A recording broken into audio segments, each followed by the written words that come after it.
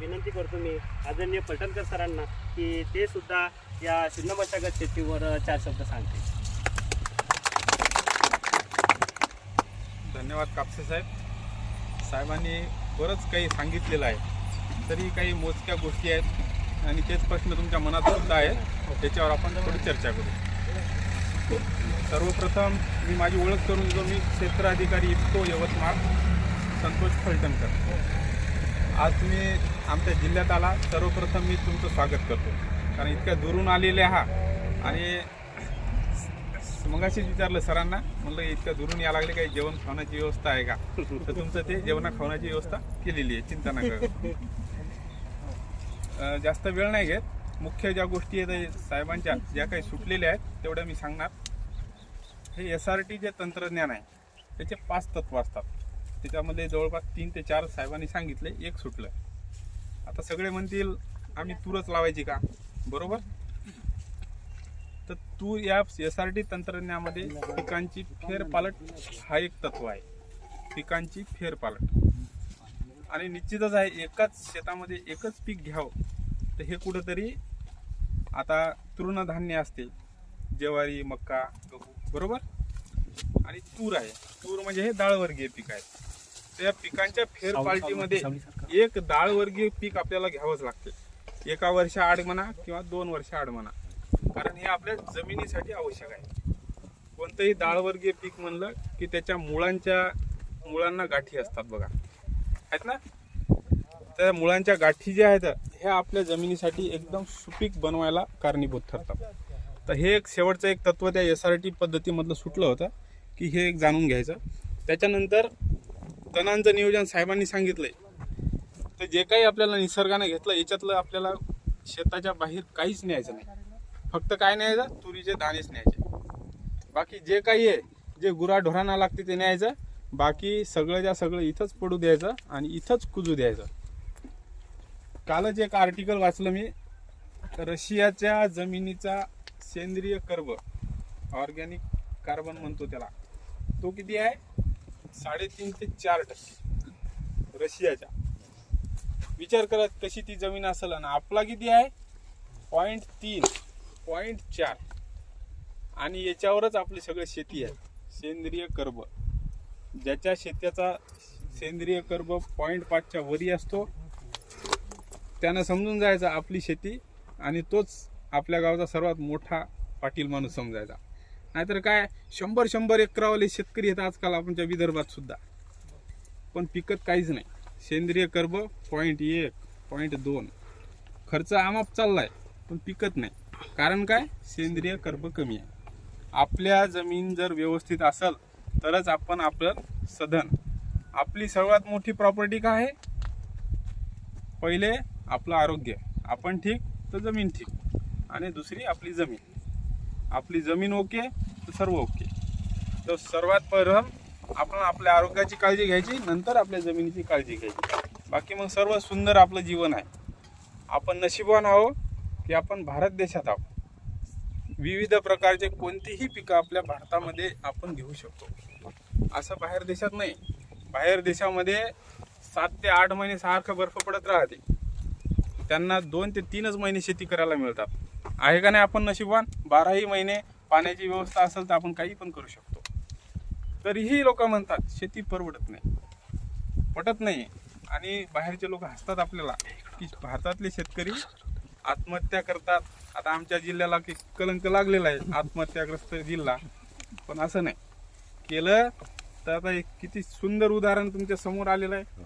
मुद्दामून सकाळी रात्री 2 वाजता झोपलो होतो मी, पण तरी म्हणलं चला पटकन जायचं आपल्याला. तर असा हा एक उपक्रम आहे. अजून एक जो माझा विषय आहे खताचा, तो एक मी सांगणार आहोत. कोणतंही पीक म्हणलं की त्याला त्याचं अन्नद्रव्य, त्याचा जेवण त्याला द्यावं लागते, बरोबर. तो जर उपाशी राहिला तर निश्चितच आहे तो कमजोर बनणार आणि अपेक्षित आपल्याला जसं उत्पादन लागणार तसं भेटणार नाही. तर मग एक तर तुम्ही कशातून द्या. कोणी आता सेंद्रिय शेती करणारे शेतकरी असतील ना, आणि कोणी रासायनिकवाले असतील. कोणी सेंद्रिय करतात आणि रासायनिक करतात, दोन्ही करतात. पण मूळ उद्देश काय, त्या पिकाची खुराक, त्या पिकाला लागणारं अन्नद्रव्य आपल्याला ते द्यावंच लागेल. नाही देसाल तर निश्चितच कुठंतरी आपण नाही दिलं तर ते पण देणार नाही. तर खतांचं नियोजन कोणतंही पीक असो, आणि त्यातल्या त्यात खास असं तूर पीक आहे जे की 5 ते 6 महिन्यापर्यंत सारखं त्याला खायला लागतंय. तर याला कुठेही 6 महिन्याचा जो काही कालावधी आहे त्याच्यामध्ये कोणत्याही प्रकारच्या अन्नद्रव्याची कमतरता भासणार नाही, याची आपल्याला काळजी घ्यावी लागते. बरोबर. आता राहिलं 6 महिन्याचं पीक आहे, कोणी 3 महिन्याचं आहे, तर त्याच्यानुसार त्या प्रत्येक पिकाच्या खतांच्या मात्रा शास्त्रीयदृष्ट्या ठरलेल्या आहेत. तर जसं तुरीला त्याच्या पूर्ण आयुष्यामध्ये 30 किलो नत्र, 2.5 एकरामध्ये 30 किलो नत्र लागतो, 60 किलो स्फुरद फॉस्फरस तो लागतो, आणि 30 किलो पालाश हा लागतो. हे झालं त्याचं भाकर भाजी पोळी. बाकीचे जे सूक्ष्म अन्नद्रव्य आहेत, कॅल्शियम, मॅग्नेशियम, सल्फर, असे 17 अन्नद्रव्य हे कमी प्रमाणात लागतात, जे की आपल्या सेंद्रिय कर्ब चांगला असेल तर ऑटोमॅटिक शेताला जे काही काडी कचट कुसते शेणखत टाकतो आपण त्याच्या माध्यमातून मिळतात. दिवसेंदिवस आपण पिकावर पीक घेतो, पण त्याला जे लागते ते आपण कुठंतरी देण्यामध्ये कमी पडतो. इथं शेतकरी आहेत का? शास्त्र म्हणते एका वर्षी एखादं पीक घ्यायचं असेल तर 1 एकरामध्ये 10 शेणखताच्या टाल्या टाका, गाड्या. तर 10 बैलगाड्या तुम्ही शेणखत टाकू शकता का या परिस्थितीत? नाही टाकू शकत. मग शास्त्र म्हणते मग टाकायचं तर नाही, मग त्याला पर्याय काय? तर हे SRT तंत्रज्ञान तिथं काम करते. हे जे काही काळी कचरट हे आपण 10 गाड्यात आरामशीर बनून जाते, टाकून द्यायचं. मग काही जमिनी अशा आहेत की आपल्या गवऱ्या आज टाकल्या की पुढच्या वर्षी तशाच गवऱ्या निघतात शेतात. मग त्याला कुजवायला काय लागतंय? सूक्ष्म अन्नद्रव्य लागतात. जे काही सूक्ष्म जीवाणू असतात, सूक्ष्म एवढ्या बॅक्टेरिया असतात याच्यामध्ये, पण आपली जमिनीचा जो ताळमेळ जर बिघडला तर त्या कामही करत नाही. मग कुठून तरी बाहेरून आणावं लागतात आपल्याला. तर आता तुम्ही इतक्या दुरून आले, मी एक आता छोटीशी भेट देतो तुम्हाला. एक बायोडिकम्पोजर म्हणून एक 20 रुपयाची छोटीशी डब्बी आहे. ते अर्धा किलो बेसन, अर्धा किलो गूळ आणि 200 लिटरच्या ड्रममध्ये ते टाकायचं, 7-8 दिवस कुजू द्यायचं, आणि जे काही तुमच्या शेतामध्ये काडी कचरा आहे तो त्याच्यावर फवारून द्यायचा. ऑटोमॅटिक ते हळूहळू 30 ते 40 दिवसामध्ये कुजायला सुरुवात होते, आणि 60 दिवसामध्ये एकदम छानपैकी पत्ती आणि खत बनते. तर ती भेट आता मुद्दाम तुम्हाला देतोय. हे झालं आपला शेतातला पालापाचोळा कुजवायचा आणि आपल्या शेताला द्यायचा. त्याच्यानंतर खताचं नियोजन सांगितलं. 30 किलो नत्र, 60 किलो स्फुरद, 30 किलो पालाश द्यायचा. जे काही बाजारामध्ये सर्वात स्वस्त खत मिळते त्याच्यामध्ये 10-26-26 DAP घेणारे लोक आहेत. जे कोणतं स्वस्त खत आहे त्या खतामधून ही मात्रा व्यवस्थितरित्या आपल्याला त्या तुरीच्या पिकाला द्यायची. त्याच्यानंतर प्रत्येक पिकाला 17 अन्नद्रव्य लागतात, आणि त्याच्यातलं एक जरी कमी पडलं तरीही आपलं उत्पादन घटत असते. ठीक आहे. तर आपला जो शारपट जमीन असेल त्याच्यामध्ये कॅल्शियम, मॅग्नेशियम, सल्फर या 2-3 मूलद्रव्याची कमतरता जाणवत असते. तर याच्यासाठी अतिरिक्त सूक्ष्मद्रव्ये वगैरे लागतात आपल्याला, ते पण आपण सांगतो.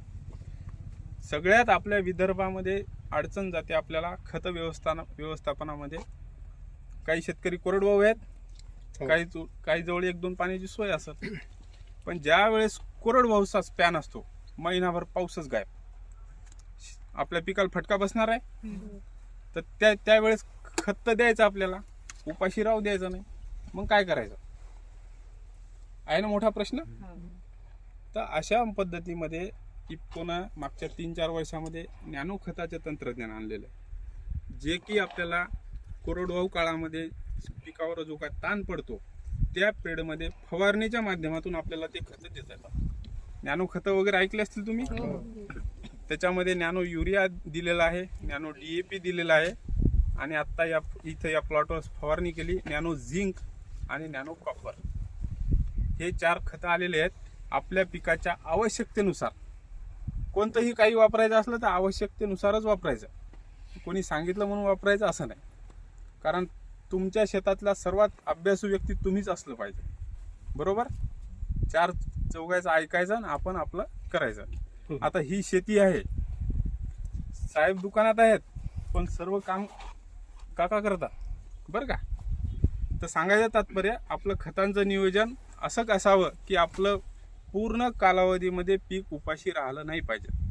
त्याच्यानंतर फुलाची अवस्था असते, वाढीची अवस्था असते आणि इथं काटेकोर नियोजनानं पा शेंड्यापर्यंतची शेंग भरल अशी पण व्यवस्था करावी लागते. नाहीतर झालं आता शेवटचा टाईम आलेला आहे. इकडं आपण सोयाबीनमध्ये गुंतवतो, कापसामध्ये गुंतवतो आणि इकडं शेवटचा एक फवारणी राहून जाते. जे काही शेवटचे 4-5 दाणे 4-5 शेंगा भरायचे असतात त्यावेळेस सुद्धा फवारणी घ्यावी लागते. तर शेवटचे दाणे भरणे, फुलं न गळू देणे असे तुरातले छोटे छोटे बारकावे असतात. त्यानंच आपलं उत्पादन जिथं 10 क्विंटल व्हायचं तिथं 11 क्विंटल 12 क्विंटल असं उत्पादन आपल्याला वाढवावं लागते, जे की इथं नियोजन केलेलं आहे. तर असं आहे, बरंच सांगण्यासारखं आहे. 1 घंटा तुम्ही आता उभं राहिले. याच्यामध्ये शेवटचं एक सांगून जातो. तूर हे असं एक पीक आहे, यावर्षी शासनानं आपल्याला सांगितलेलं आहे, आपल्याला 8,000 रुपये हमी भाव दिलेला आहे. 8,300. हो, नाफेडचा भाव 8,000 आणि हा एकदम चांगला भाव आहे. आणि तरीही यात मला एक चांगली एक बातमी द्यायला काही हरकत नाही. या 8,300च्या वर आपला भाव जाणार आहे आणि यावर्षी एकदम चांगले पैसे तूर हे पीक आपल्याला करून देणार आहे.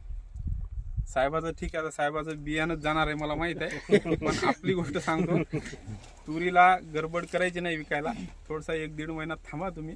मार्च वगैरे त्या पिरियडमध्ये चांगला भाव येईल, त्या पद्धतीनं तुम्ही विकावा, म्हणजे जेणेकरून तुम्हाला 2 पैसे या प्रक्षेत्र भेटीच्या दरम्यान तुमच्या तूर पिकाला चांगला भाव सुद्धा भेटेल. ठीक आहे, अजून काही अडचणी असेल आपण चर्चा करू आणि इथं मी थांबतो. धन्यवाद.